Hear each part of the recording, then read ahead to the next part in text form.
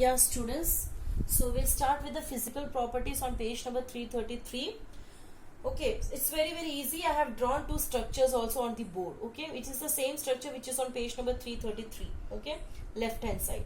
So I'll just read it off so that it will be easy.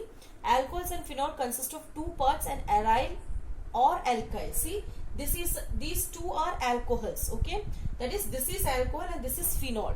So this is a straight chain and this is a branched chain, right? The straight chain we call it as an alkyl. Okay, the straight one we call it as an alkyl. Okay, and when it comes a ring shape we call it as aryl. Okay, so what they say that generally the alcohols, phenols, they will have either alkyl or aryl with a hydroxy group. Hydroxy group means what? OH group. Like, see, for example, methanol. Methanol is what? CH3OH. So CH3 is an alkyl group. It is a straight chain with a hydroxy group. Hydroxy means what? OH. If it is OH only, then we call it as an alcohol, right? In case of the aryl, C6H5OH. Okay, so C6H5 is what? The ring. That is the aryl or ring. Then it also has a hydroxyl group, right? So they say that alcohols or phenols are what? They will have either the alkyl group or the aryl group with a hydroxyl group. Okay, so what they say that the physical properties of this alcohols or phenols, they mainly depends on the hydroxyl group, that is OH group. Okay, now when we'll see the first concept, that is the boiling point. Only two concepts they have given: boiling point and solubility. Okay, so when they say the boiling point, what they say that boiling point first. Okay, first thing they have given that it is dependent on the number of carbon atoms. Okay, number of carbon atoms. What do you mean by number of carbon atom? See, this is methanol. Okay, now next one, C2H5OH. This is ethanol. This is one carbon, so it is methanol. This is two carbon, so it is ethanol. Then C3 3, 4, 5. This is methane, propanol. So you can see that methanol has only one carbon, ethanol has two carbon, and propanol has three carbon. So what is happening? The number of carbon atoms are actually increasing. So what they say that when the carbon atoms increases, even the boiling point increases. Okay, so number of carbon atom and boiling point has a direct relationship. That is, when you increase the number of carbon atoms, even your boiling point increases. So we can say that this propanol has the highest boiling point and the methanol has the lowest boiling point. Why? Because propanol has more number of carbon atoms comparable to methanol, right? This is one concept. And why it is like that? There is a reasoning question that why when we increase the number of carbon atoms, the boiling point increases. So they give the reason that when you increase the carbon atoms, the van der Waals force, it is one type of force like gravitational force, frictional force and all.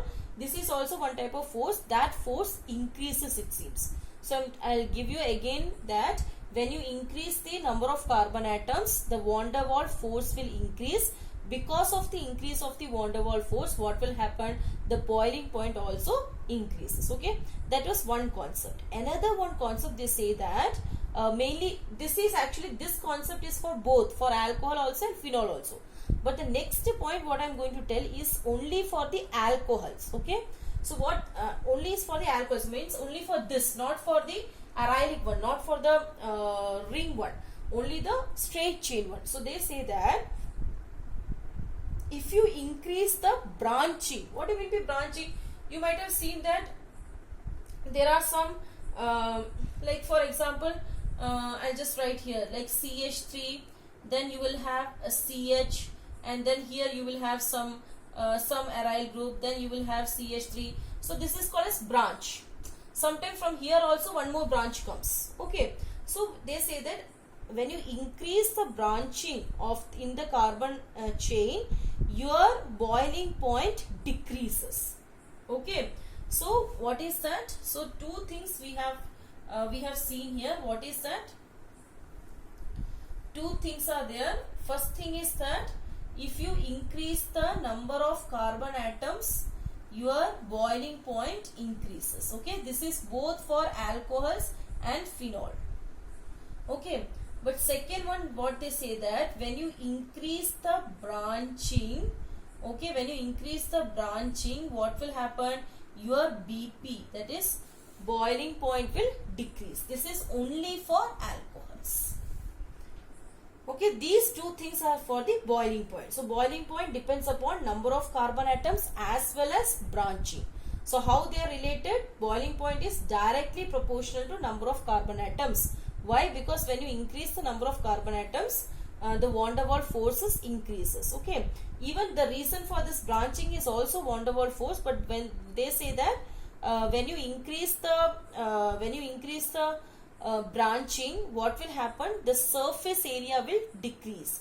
Because of the decrease in the surface area, the van der Waals force decreases, and hence the boiling point also decreases. Okay, so the reasoning is very, very important. You can see it is clearly given in your book. I am just reading from your book. The boiling point of alcohols and phenols increase with increase in the number of carbon atoms. They have given the reason in the bracket, increase in van der Waals forces. In alcohol, the boiling point decreases with increase of branching in the carbon chain because of decrease in van der Waals force with decrease in surface area. So when you do a branching, what happens? The surface area as well as the van der Waals force decreases. Because of the decrease in these two, what will happen? The boiling point decreases. Okay, that's all in the first part. The second part you can better understand by seeing back side. They have given on page number 334 in the top, when you see, they have given three structures: ethanol, methoxymethane and propane. Okay, so they say that generally the alcohols and the phenols, they have the boiling point is higher when you compare it with other hydrocarbons, ethers, haloalkanes and haloarenes. Okay, so you come back to page number 333, you see down they have given, it is interesting to note that boiling point of alcohols and phenols are higher. They will be always higher in comparison to other classes of compounds, namely hydrocarbons, ethers, haloalkanes, haloarenes, all those things. Okay, so what is the reason? They say the reason is the hydrogen bonding. Okay, be very clear with this. This is very important. Okay, why generally the alcohols and phenols, they have a higher boiling point than other comparable to other hydrocarbons like ethers and all? This is because the alcohols or the phenols, they are able to make the hydrogen bond. See, I have given a zigzag line, like they are the hydrogen bonds. Okay, in your book they have given with a red dot, that is a hydrogen bond. You can see ROH is an alcohol. Yes, on R can be any, like CH3OH, methanol. So I can write R as the CH3. So OH is attached, it means this is one alcohol. This is another alcohol. This is another alcohol. Okay. So what do you mean by hydrogen bonding? The bond which is formed, listen very carefully, the bond which is formed between the oxygen of one alcohol and hydrogen of the other alcohol. That is the adjacent alcohol. You can see OH, O of one alcohol and H of another alcohol. Here also you can see O of this alcohol and H of this. It goes on in your book. Okay. In the same way you can see phenol is also able to make. So this is phenol, C6H5OH, this is C6H5 benzene ring. Okay, this is OH. So you can see one phenol and this is the second phenol. So one phenol's oxygen and second phenol's H is making a bond. So this is again a hydrogen bonding. So because of this hydrogen bonding only, actually alcohols and phenols, they have a higher boiling point when comparable to other hydrocarbons, right? So that is one point here. Next you come to you can see on page number 334, this point what I said is written very clearly. Before solubility you can check. The high boiling point of alcohols are mainly due to the presence of intermolecular hydrogen bonding. Yeah, to be very clear, this is called as intermolecular hydrogen bonding in them, which is lacking in ethers and hydrocarbons, right? So if the question comes, why alcohols, they have a higher boiling point comparable to ethers and hydrocarbons? So this is the reason, because of the intermolecular hydrogen bonding in the alcohols, right? Next comes solubility. Okay, generally in the physical properties, solubility is whether they are able to soluble in water or not. Generally we will see the solubility in water. So now the question is that whether alcohols and phenols, they are soluble in water or not. Okay, so read solubility. Solubility of alcohol and phenol in water is due to, yeah, so it means that yes, alcohols and phenols are soluble in water. And they will say why, because mainly when you see the theoretical part of the chemistry is for reasoning. Okay, so how can you say that alcohols and phenols are soluble? So they say that alcohols and phenols are soluble in water because of their ability to form hydrogen bond with the water. Before we have seen that in the boiling point case, we have seen that they were able to make the hydrogen bond within themselves. Like one alcohol was able to form the hydrogen bond with another alcohol. That's why we use the term as intermolecular hydrogen bonding. Okay, but here what they say that alcohols and phenols, they are able to make the hydrogen bond with water. Okay, so what will happen? You take water, you put this alcohol and phenol, suddenly what will happen? These alcohols and phenols will get bind to water by making a hydrogen bond. Then of course they will be soluble in water. Okay, the bond formation is very, very clearly given in the right hand side picture. Okay, you can see, I'll just take the center one. Okay, you have to draw only that one. You can see they have taken methane, ethane, propane. Propanol they have taken. See, CH3, CH2, CH2. Okay, this O only I am writing separately. OH, this is actually methane, ethane, propane, propanol. Okay, they have taken an alcohol. What is that? Propanol. So this OH I am writing like this as it is in the book. Okay, this OH they have written like this. This is propanol. Okay, now you are adding water. Water is what? H2O. Okay, so generally it will be in this form, like this only. It split. Okay, H2O.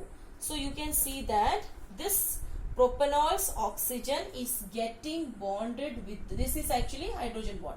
I'll just write in a zigzag. Okay, this is hydrogen bond. This is water's HOH. Clear? So you can see this alcohol is making this is hydrogen bond.